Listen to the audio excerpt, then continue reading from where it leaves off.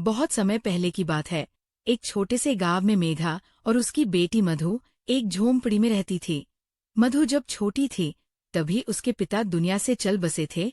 तब से उनकी रोजी रोटी बड़ी मुश्किल से चलती थी। मधु रोज सुबह जल्दी उठकर जंगल से लकड़ी काटने चली जाती और दोपहर तक लौटकर गांव के ही बाजार में बेचती। उससे जो पैसे मिलते उनसे उनका गुजारा बड़ी मुश्किल से होता था। यही उनकी जिंदगी थी। मधु बहुत ही सुंदर थी। वो अब बड़ी हो गई थी। मेघा को अब ये चिंता लगी हुई थी कि किसी अच्छे से घर में उसका ब्याह हो जाए और उसका घर बस जाए बस। लेकिन कहीं बात पक्की नहीं होती थी। मेघा के पति के मर जाने के बाद गांव के लोगों के बीच तरह तरह की बातें होती थी, जिसके कारण गांव में कोई भी मधु से शादी करने के लिए राजी नहीं होता था। मधु सुंदर थी, जवान थी। उसकी निगाह कभी ऊपर उठती ही नहीं थी। वो अपने काम से काम रखती थी, लेकिन गांव के लोग हमेशा बुरी नजर से देखते थे।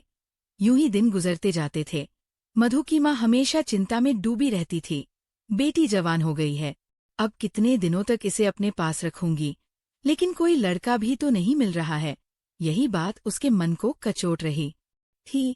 एक दिन एक जवान लड़का गांव से होते हुए शहर की तरफ नौकरी की खोज में जा रहा था। काफी दूर से आ रहा था। रात हो गई। किसी ब्राह्मण का घर पूछता हुआ मेघा के घर आया। मेघा ने उसका खूब आदर सम्मान किया। मेघा ने खाना पकाया और उस लड़के को बहुत ही अच्छे से खाना खिलाया। मेघा लड़के के पास बैठ बातें करने लगी। मेघा ने अपनी बेटी मधु की शादी की चर्चा छेड़ दी। लड़का जवान था। मधु पर निगाह पड़ी। उसका रंग ढंग देखा, उसकी छवि आंखों में बस गई। लड़का शादी करने के लिए राजी हो गया। लड़का लौटकर अपने घर गया। 2-4 गहने अपनी बहन के यहाँ से लाया। बाजार से कुछ कपड़े खरीद लिए। अपने भाई दोस्तों के साथ शादी करने पहुंचा। शादी हो गई, यहीं रहने लगा। मेघा बेटी और दामाद को आंखों से दूर ना कर सकती थी। परंतु 5 दिनों में मुकेश के कानों में इधर उधर की बातें पड़ने लगी। गांव के कुछ लोग उनके कान भरने लगे। ये बातें सुन सुनकर मुकेश पछताता था कि कहाँ मैं फंस गया, पर मधु को छोड़ने के ख्याल से ही उसका दिल कांप उठता था। 1 महीने के बाद मुकेश अपनी बहन के गहने लौटाने गया। दरवाजे पर ही उसके बहनोई ने रोक दिया। बहनोई ने कहा, अब तुम मेरे घर में नहीं आ सकते। किसी से पूछा ना पाछा जाकर शादी कर ली उस भिखारी की बेटी से। दोबारा यहाँ कदम भी नहीं रखना। बहन खड़ी रोती रह गई। मुकेश दरवाजे पर से लौटकर अपने ससुराल चला गया। उसी रात को वो किसी से कुछ कहे सुने बगैर मधु को छोड़कर कहीं चला गया। मधु नींद में मग्न थी। उसे क्या खबर थी कि वो जिसे इतनी तपस्या के बाद पाया है, उसे सदा के लिए छोड़ चला जा रहा है। कई हफ्ते कई महीने बीत गए। मुकेश का कुछ पता नहीं चला। कोई चिट्ठी तक नहीं आई, पर मधु को उम्मीद थी कि एक दिन वो जरूर आएगा। वो मांग में सिंदूर डालती, रंग बिरंगे कपड़े पहनती थी। पहले वो अकेली बैठी रहती। गांव की और स्त्रियों के साथ बोलते चालते उसे शर्म आती थी। सभी अपने अपने पति की चर्चा करती। मधु का पति कहाँ था, वो किसकी बातें करती। अब उसका भी पति था। अब वो अन्य स्त्रियों के साथ इस विषय पर बातचीत कर सकती थी। वो भी मुकेश की चर्चा करती। उसे कभी दिक्कत ही ना होती थी। उनमें से एक स्त्री बोली, मुकेश तुम्हें छोड़कर क्यों चले गए? मधु कहती, क्या करते, पति कभी ससुराल में पड़ा रहता है। परदेश में निकलकर 4 पैसे कमाना ही तो मर्दों का काम है, नहीं तो मान मर्यादा का निर्वाह कैसे होगा। जब कोई पूछता चिट्ठी क्यों नहीं भेजते तो हंसकर कहती, सच कहती हूँ। उनका पता ठिकाना मालूम हो जाए तो यहाँ मुझसे एक दिन भी ना रहा जाए। वो बहुत अच्छा करते हैं कि मेरे पास चिट्ठी नहीं भेजते। बेचारे परदेश में कहाँ घर गिरस्ती संभालते फिरेंगे। एक दिन शहर से एक आदमी आकर मेघा के घर ठहरा। पास ही के किसी गांव में अपना घर बताया। शहर में वो मुकेश के पड़ोसी में रहता था। मुकेश ने उससे मधु को अपने साथ लाने को कहा था। 2 साड़ी और राह खर्च के लिए रुपए भी भेजे थे। मधु फूली ना समाई, बूढ़े ब्राह्मण के साथ चलने को तैयार हो गई। चलते वक्त वो गांव की सब औरतों से गले मिली। मेघा उसे स्टेशन तक पहुंचाने गई। रास्ते भर मधु सोचती, ना जाने वो कैसे होंगे। मधु सोच रही थी कि जब मैं वहां पहुंचगी तो पूछूंगी कि मुझे क्यों छोड़कर चले गए थे। अगर किसी ने मेरे बारे में कुछ बुरा भला कहा ही था तो तुमने उसका विश्वास क्यों कर लिया। तुम अपनी आंखों से ना देखकर दूसरों के कहने पर क्यों गए? मैं भली हूँ या बुरी हूँ तो तुम्हारी पत्नी ही ना। अगर इसी तरह कोई मुझसे कहता तो क्या मैं तुमको छोड़ देती? तुम क्यों मुझे छोड़कर भागे? क्या समझते थे भागना सही है? आखिरकार बुलाया कि नहीं? कैसे ना बुलाते, मैंने तो तुम्हारे ऊपर दया कर दी कि चली आई, नहीं तो कह देती कि मैं ऐसे निर्दय के पास नहीं जाती, तो तुमको कैसा लगता? मधु इसी तरह अपने आप से बात कर करके कल्पनाओं में खोती जा रही थी। बीच बीच में उसे घर की याद भी आ जाती थी, लेकिन किस्मत को कुछ और ही मंजूर था। बूढ़े ब्राह्मण के भेष में बहरूपिया था, जो मधु को अपनी बातों में फंसा कर ले जा रहा था। तीसरे दिन गाड़ी शहर पहुंची। मधु को लगा वो यही कहीं खड़े होंगे, मगर मुकेश वहां दिखाई नहीं दिया। बूढ़ा ब्राह्मण बोला, मुकेश तो यहाँ दिखाई नहीं दे रहा है, मैं चारों ओर छान आया, शायद किसी काम में लग गया होगा। चलो डेरे पर चले। दोनों गाड़ी पर बैठ गए। मधु कभी गाड़ी में नहीं बैठी थी, उसे गर्व हो रहा था कि कितने ही लोग पैदल जा रहे हैं, मैं गाड़ी में बैठी हूँ। एक क्षण में गाड़ी मुकेश के डेरे पर पहुंच गई। एक विशाल भवन था, साफ सुथरा, फूलों के गमले रखे हुए थे। मधु ऊपर चढ़ने लगी। सीढ़ियों पर चढ़ते चढ़ते पैर दुखने लगे। आखिर सीढ़ियों का अंत हुआ। ऊपर एक कमरे में मधु को ले जाकर ब्राह्मण ने बैठा दिया। बेटी, यही मनोहर का डेरा है, तुम यहीं आराम करो। कोठरी में केवल एक खाट पड़ी हुई थी। एक किनारे 2-4 बर्तन रखे हुए थे। मधु का प्यास से गला सूख रहा था। घड़े से पानी निकाल कर पिया, थोड़ी आराम करने लगी। उसके बाद उसने कोठरी में झाड़ू लगाया, बर्तनों को धो धोकर एक जगह रखा। सारा काम खत्म करके वो उस कोठरी में बैठे बैठे मुकेश का इंतजार करने लगी। संध्या हो गई और मुकेश का कोई अता पता नहीं था। वो सोच रही थी कि अब संध्या हो गई है, शायद आ रहे होंगे। अंधेरा हो गया, कोठरी में दीपक भी नहीं था। मधु दरवाजे पर खड़ी पति की राह देख रही थी। 9 बजे बूढ़े बाबा आए। मधे ने समझा मुकेश है, झटपट कमरे के बाहर निकल आई। देखा तो ब्राह्मण है। बोली, वो कहाँ रह गए? बूढ़े बाबा बोले, उनकी तो यहाँ से बदली हो गई। मैं उनके दफ्तर में गया था तो मालूम हुआ कि वो अपने साहब के साथ यहाँ से कोसों दूर समुद्र के पार चले गए हैं।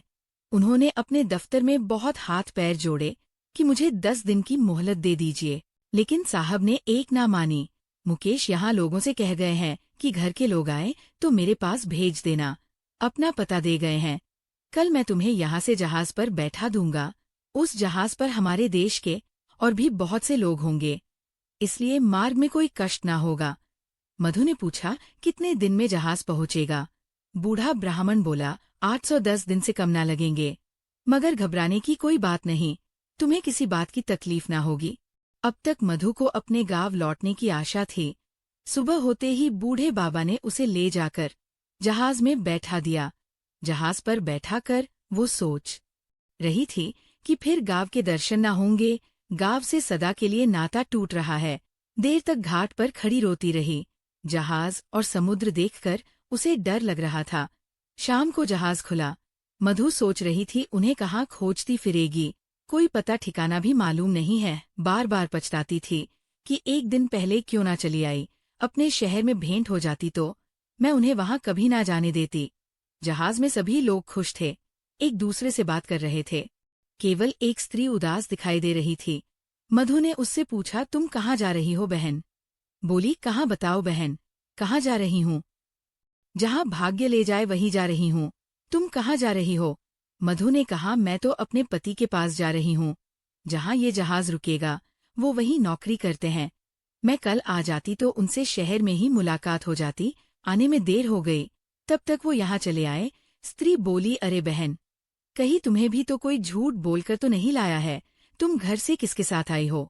बोली, मेरे पति ने शहर से बूढ़े बाबा को भेजकर मुझे बुलाया था। फिर स्त्री ने पूछा, वो आदमी तुम्हारा जान पहचान का था? मधु बोली, नहीं, उस तरफ का एक बूढ़ा ब्राह्मण था। स्त्री बोली, वही लंबा सा दुबला पतला जो एक आँख से अंधा है? मधु बोली, हाँ वही। क्या तुम उसे जानती हो? फिर उसने बोला, उसी दुष्ट ने तो मेरा भी सर्वनाश किया। ईश्वर करे उसे कोई पानी देने वाला भी ना रहे, कोड़ी होकर मरे। क्या कहूँ बहन, बस यही समझ लो कि इसके कारण मैं ना घर की रह गई ना घाट की। किसी को मुंह नहीं दिखा सकती, मगर जान तो बड़ी प्यारी होती है। अब जहाँ ये लोग ले जा रहे हैं वहीं जा रही हूँ। वहीं मेहनत मजदूरी करके बाकी के जीवन के दिन काट लूंगी। मधु के सिर पर मानो पहाड़ सा गिर गया हो। समझ गई बूढ़े ब्राह्मण ने दगा किया। अपने गांव में सुना करती थी कि गरीब लोगों को काम देने के बहाने बुलाकर अनजान देश में भेज देते हैं, मगर जो वहां जाता है वो फिर नहीं लौटता है। हे भगवान, तुमने मुझे किस पाप का ये दंड दिया।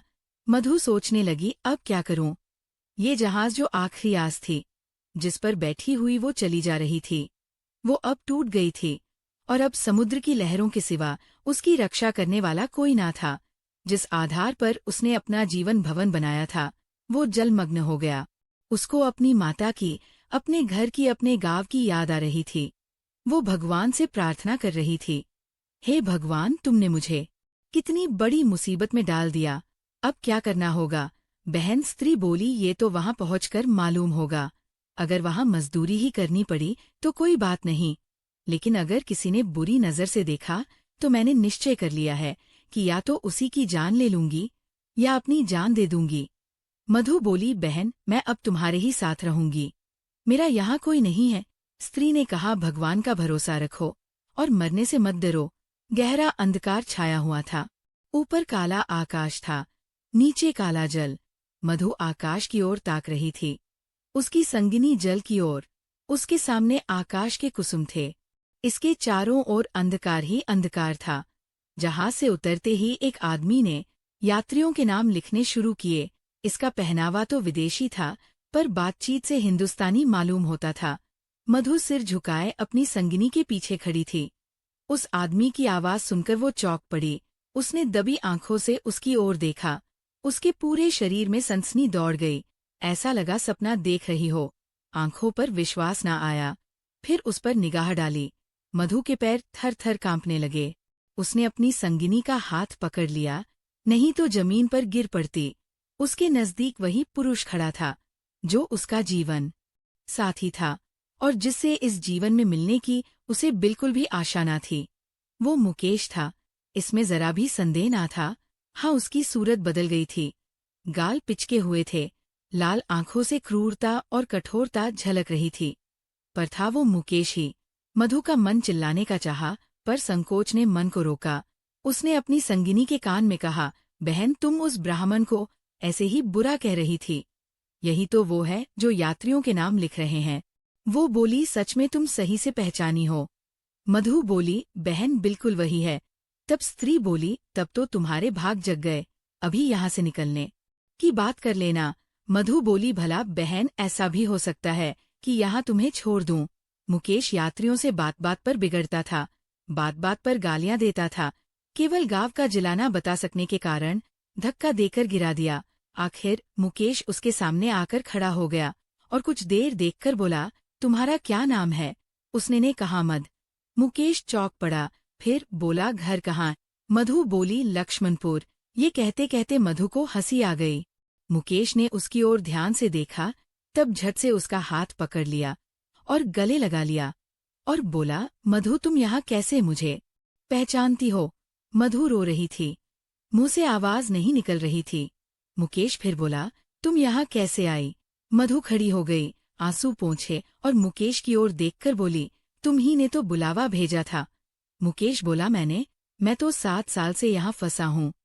मधु बोली, तुमने उस बूढ़े ब्राह्मण से मुझे लाने को नहीं कहा था। मुकेश बोला, कह तो रहा हूँ, मैं 7 साल से यहाँ फंसा हूँ, मरने पर ही यहाँ से जाऊंगा। भला तुम्हें क्यों इस नरक में बुलाता। मधु बोली, तुम्हारी इच्छा हो तो अब यहाँ से लौट जाऊं, तुम्हारे ऊपर भार बनना नहीं चाहती। मुकेश कुछ लज्जित होकर बोला, अब तुम यहाँ से लौट नहीं सकती। मधु, यहाँ आकर कोई नहीं लौटता है। ये कहकर वो कुछ देर चिंता में खड़ा रहा, मानो संकट में पड़ा हुआ हो कि क्या करना चाहिए। कुछ देर सोचने के बाद तब भारी मन से बोला, जब आ ही गई हो तो रहो, जैसा होगा देखा जाएगा। मधु, ये जगह तुम जैसी देवियों के रहने लायक नहीं है, नहीं तो अब तक मैंने तुम्हें कब का बुला लिया होता। वही बूढ़ा व्यक्ति ने मुझे भी काम का झांसा देकर यहाँ भेज दिया। चलो मेरे घर में रहो, वहाँ बातें होंगी। ये दूसरी औरत कौन है। मधु बोली, ये मेरी सखी है, इन्हें भी बूढ़ा ने बहकाया। मुकेश बोला, ये तो किसी कोठी में जाएंगे, इन सब आदमियों की बंटवारा होगा।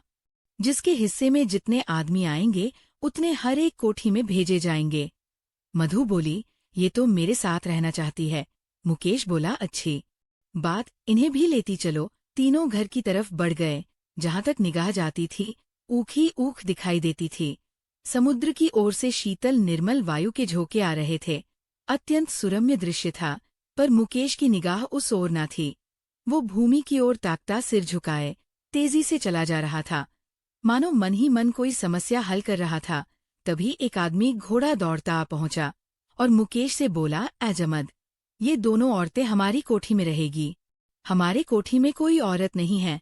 मुकेश ने दोनों औरतों को अपने पीछे कर लिया और सामने खड़ा होकर बोला, साहब ये दोनों हमारे घर की औरतें हैं। साहब बोला, ओहो तुम झूठा आदमी, मेरा कोठी में कोई औरत नहीं और तुम दो ले जाएगा, ऐसा नहीं हो सकता। मधु की ओर इशारा करके कहा, इसको हमारी कोठी पर पहुंचा दो। मुकेश ने सिर से पैर तक कांपते हुए कहा, ऐसा नहीं हो सकता। मगर साहब आगे बढ़ गया था, उसके कान में बात ना पहुंची। उसने हुक्म दे दिया था और उसका काम करना जमद का काम था। तभी मुकेश बोला, इसलिए मैं बोल रहा था कि ये जगह तुम जैसे लोगों के लिए नहीं है। अब मधु को समझ आ गया था कि यहाँ छोटे बड़े का लिहाज नहीं है, किसी की आंखों में शर्म नहीं है। मुकेश दिन भर घर के दरवाजे पर बैठा रहा, जैसे मानो कोई किसान अपनी फसल की रखवाली कर रहा हो। दोनों औरतें भूखी प्यासी घर में बैठी थी। यहाँ की स्थिति को देखकर भूख मर गई थी। करीब 10 बज रहे थे। तभी अली आया और बोला, मुकेश चलो, साहब तुम्हें बुला रहे हैं। मुकेश बोला, जा मैं नहीं आ रहा, बोल दो। अली बोला, मुझे क्या, मैं तो बोल दूंगा, लेकिन तुम्हारी खैरियत नहीं है। ये वही साहब थे जिससे सुबह में मुकेश से मुलाकात हुई थी। मुकेश भी जानता था कि साहब से बिगाड़कर यहाँ रहना मुश्किल था। जाकर साहब के सामने खड़ा हो गया। साहब ने दूर से ही डांटा, वो औरत कहाँ है? तुमने उसे अपने घर में क्यों रखा है? मुकेश बोला, हुजूर वो मेरी पत्नी है। साहब बोला, अच्छा वो दूसरा कौन है? मुकेश बोला, वो मेरी सगी बहन है हुजूर। साहब बोला, हम कुछ नहीं जानता, दो में से कोई एक को तुम्हें लाना पड़ेगा। मुकेश पैरों पर गिर पड़ा और रो रो कर अपनी सारी राम कहानी सुनाया, पर साहब जरा भी ना पसीजा। अंत में वो बोला, हुजूर वो दूसरी औरतों की तरह नहीं है, अगर यहाँ आ भी गई तो जान दे देंगी। अभी जाकर लाओ, नहीं तो तुमको हंटर से मार पड़ेगी। मुकेश बोला, हुजूर जितना चाहे पीट ले, मगर मुझसे ये काम करने को ना कहे जो मैं जीते जी नहीं कर सकता। वो आदमी हंटर लेकर मुकेश पर टूट पड़ा और लगा सड़ा सड़ जमाने। 101 कोड़े मुकेश ने धैर्य के साथ सहे, फिर हाय हाय करने लगा। देह की खाल फट गई थी और चाबुक पड़ता था। अभी 100 में कुछ 15 चाबुक पड़े थे। मुकेश इस समय एक लाचार स्त्री की इज्जत की रक्षा करने के लिए अपनी जान तक देने को तैयार था, केवल इस नाते कि ये उसकी पत्नी की संगिनी थी। वो पूरे संसार की नजरों में गिरना गवारा कर सकता था, पर अपनी पत्नी की भक्ति पर खंड राज्य करना चाहता था। अभी तक मधु मुकेश से कोई बात नहीं कर पाई थी। 7 वर्षों की विपत्ति कथा कहने और सुनने के लिए बहुत समय की जरूरत थी, और रात के सिवा वो समय फिर कब मिल सकता था। उसे अपनी संगिनी पर कुछ गुस्सा सा आ रहा था कि ये क्यों मेरे गले का हार हुई, इसी के कारण तो वो घर में नहीं आ रहे हैं। अचानक वो किसी का रोना सुनकर चौंक पड़ी। वो उठकर दरवाजे पर आई और ये अनुमान करके कि मुकेश यहाँ बैठा हुआ है, लेकिन दरवाजे पर कोई नहीं था, तो वो स्वयं कान लगाकर सुनने लगी। उसकी सांस थम सी गई। ये मुकेश की आवाज थी। अब आवाज साफ सुनाई दे रही थी। वह दरवाजे के बाहर निकल आई। उसके सामने एक गली में एजेंट का बंगला था। उसी तरफ से आवाज आ रही थी, वही साहब उन्हें मार रहा है। वो पूरी शक्ति से उस बंगले की ओर दौड़ी। रास्ता साफ था। एक क्षण में वो फाटक पर पहुंच गई। उसने जोर से फाटक पर धक्का दिया, लेकिन वो फाटक ना खुला, और कई बार जोर जोर से पुकारने पर भी कोई बाहर ना निकला। तो वो फाटक के जंगलों पर पैर रखकर अंदर कूद पड़ी, और उस पार जाते ही उसने एक भयानक दृश्य देखा। मुकेश बरामदे में खड़ा था और वो आदमी उसे हंटर से मार रहा था। वो एक छलांग में साहब के सामने जाकर खड़ी हो गई और मुकेश को अपने प्रेम सबल हाथों से ढककर बोली, सरकार दया करो, इनके बदले मुझे जितना मार लो, पर इनको छोड़ दो। उस आदमी ने हाथ रोक लिया और मधु की ओर कई कदम बढ़ाकर बोला, हम इसको छोड़ दें तो तुमको मेरे पास रहना होगा। मुकेश की आंखों में अग्नि की ज्वाला फटने लगी। मुकेश बोला, ऐ नीच इंसान, मेरी पत्नी से इस तरह की बातें कर रहा है। अब तक वो जिस अमूल्य रत्न की रक्षा के लिए इतनी मार सह रहा था, वही चीज साहब के हाथ में चली जा रही है। मुकेश कूदकर साहब की गर्दन पकड़ लेता है और उसकी गर्दन मरोड़कर तोड़ दिया। क्या मुकेश और उसकी पत्नी अपने गांव लौट पाए या नहीं, जानना चाहते हैं तो पार्ट 2 के लिए कमेंट करें। दोस्तों, इस कहानी को लेकर आपकी क्या राय है, कमेंट बॉक्स में जरूर बताएं। अगर आपको हमारी आज की कहानी पसंद आई है तो इसे लाइक करें, अपने दोस्तों के साथ शेयर करें और हाँ, चैनल पर नए हैं तो प्लीज चैनल को जरूर सब्सक्राइब करें।